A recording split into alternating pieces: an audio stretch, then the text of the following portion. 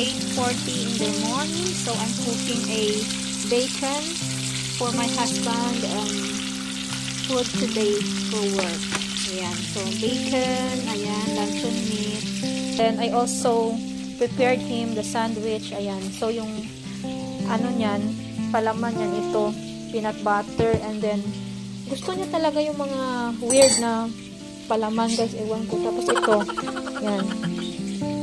Mga ganyan yung gusto niyang palaman. Kaya ako siya pinapabaunan kasi kapag hayaan mo lang siya na kakain sa work,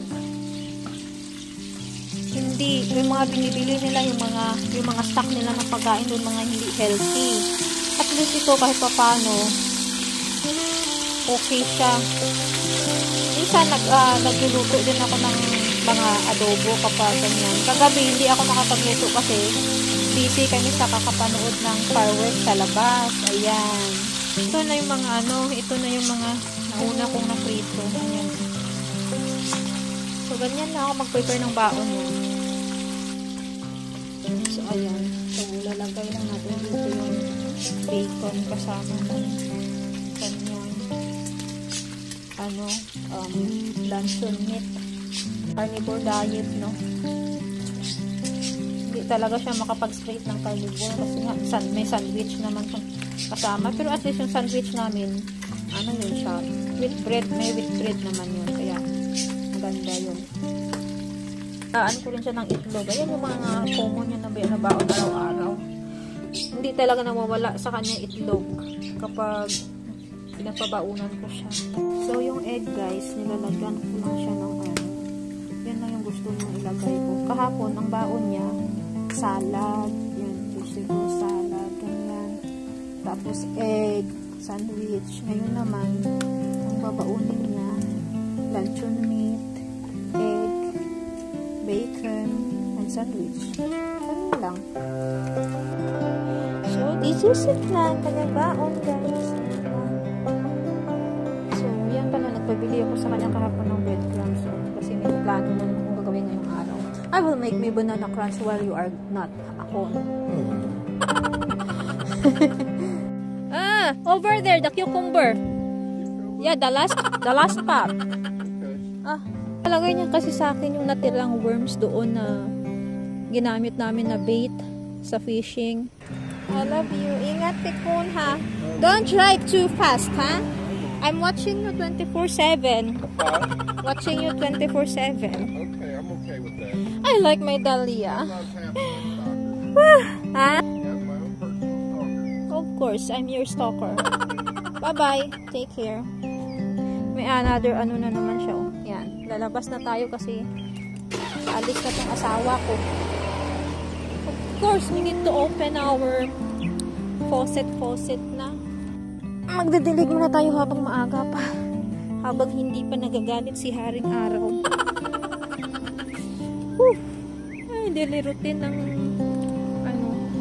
babaeng napadpad sa USA.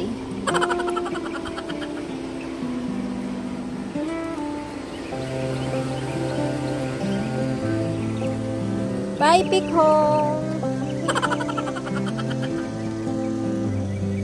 Pa namin napapaayos ng sasakyan. Ewan ko kailan niya papaayos yan. Parang walang balak. Ayan. Ay, konting panahon na lang, guys. Ilang buwan na lang. Mag-winter na naman din. Ano ba yan? Nasasad ako. Hindi na naman tayo ng mga tanim natin. Ay.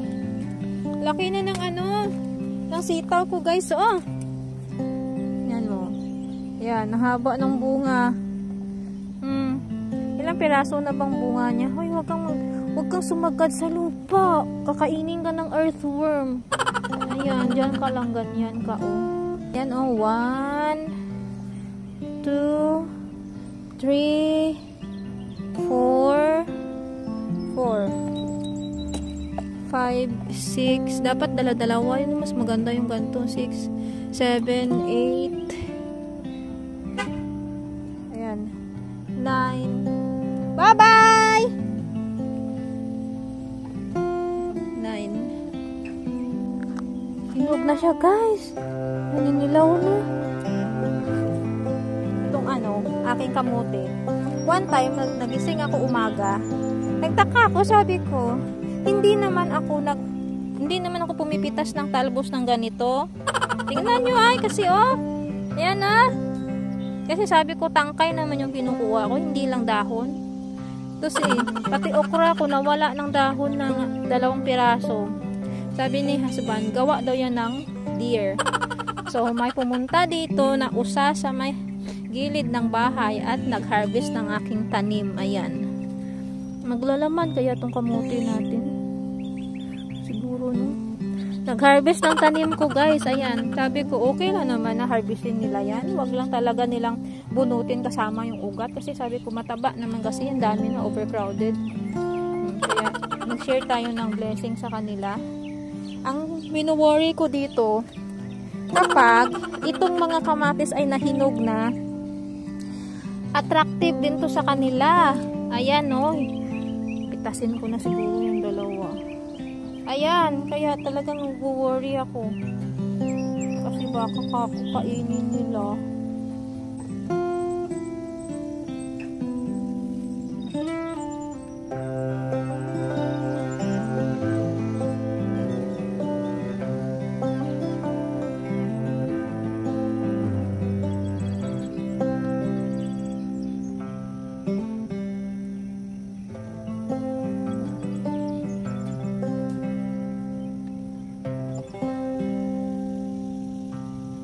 So, yan guys. Tapos na tayong magdilig. Ayan. Ay. So, papatayin na natin yung yung faucet. Alam niyo yung puno na to. Yung pangalawang puno dyan.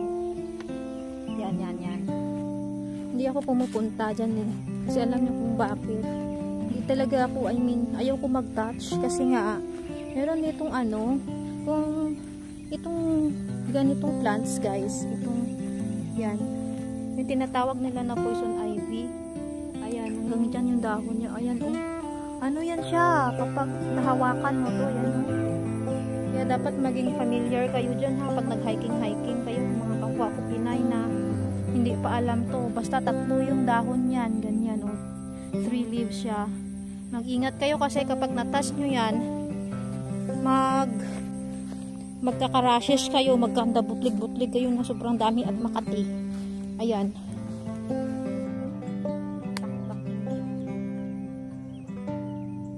Yan na, bumalik na si B.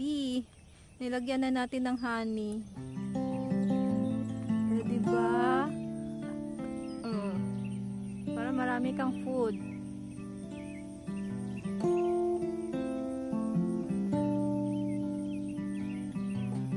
Ka-cute. Seafood nila yan guys. Ayan.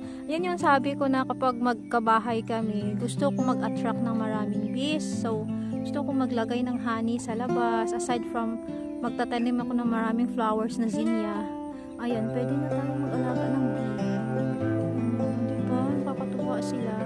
Yan kasi yung pagkain nila. Kaya, minsan, kapag kinukuha natin yung mga honey nila, ayun, kailangan natin silang tirahan kasi para meron silang makonsume sila ba. Ang laki na ng mangga guys. Ay Diyos ko, mag-enjoy ka habang mainit pa kasi pag malamig na ilalagay kita sa loob ng bahay. Nako, paano ka na lang yan. Tapos yung avocado ko na after 10 years tumubo na siya. Ayan o. Ayan o.